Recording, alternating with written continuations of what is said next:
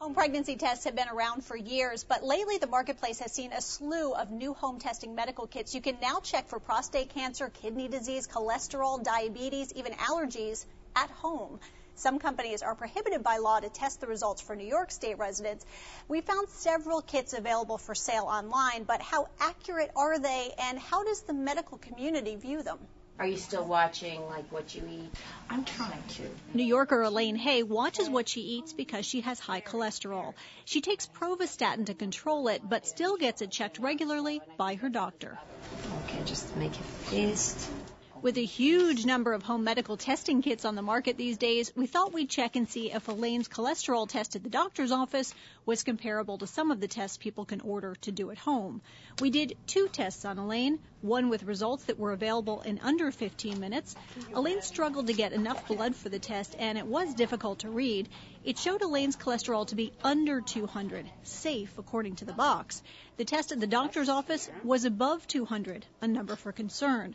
There was a second, more detailed test that we mailed out, but the results never arrived. We did a diabetes test on Eileen Cohen, and the instant results did indicate the patient should be concerned, accurate with her condition. Eileen's secondary test was mailed for further analysis. No results have come back. One problem? No. Eileen, she couldn't bring herself to puncture her own finger. You could pinch me again. No, I don't want to. No, we're getting it. We have plenty. And she prefers talking to her doctor face to face, as does Elaine. I feel more secure. I feel I have a better reading from my doctor and more personal interaction. Joining us now from the Iris Cantor Women's Health Center is Dr. Sherry Madonic. Dr. Madonic, great to have you here. Nice to be here. Let's talk a little bit about these tests because you are familiar. You worked with us on the testing.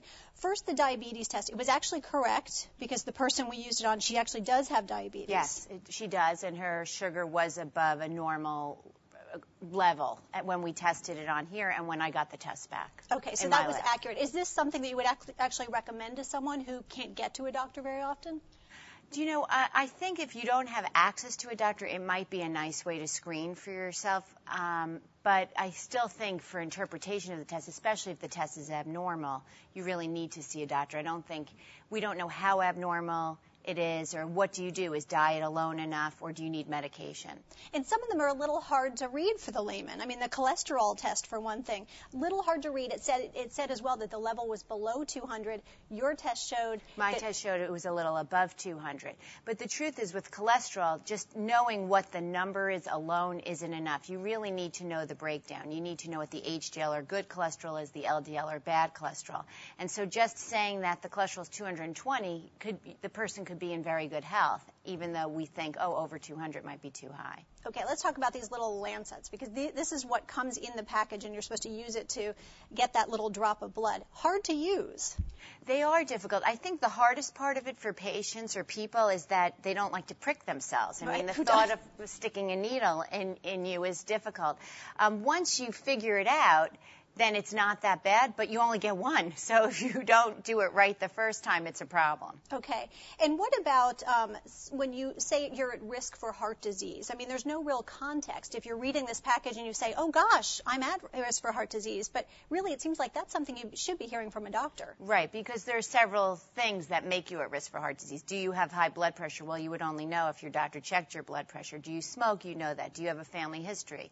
You know, that sort of thing. Some you do know, some you don't. And only going to a doctor. And again, if your cholesterol's high, do you need medication? Well, it depends on your risk factors, and only a doctor can really tell you that.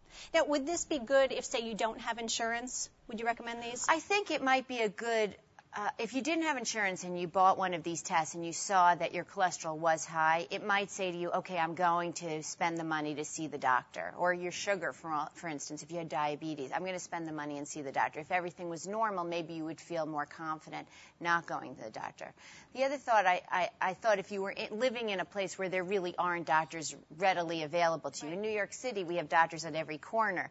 But if you lived in the Dakotas, for instance, and maybe it's 60 miles away to the doctor, this might be a way to find out where you are before you make the decision to take the trek out. Okay. Dr. Madonic, thank you so much. Great to have you here. My pleasure.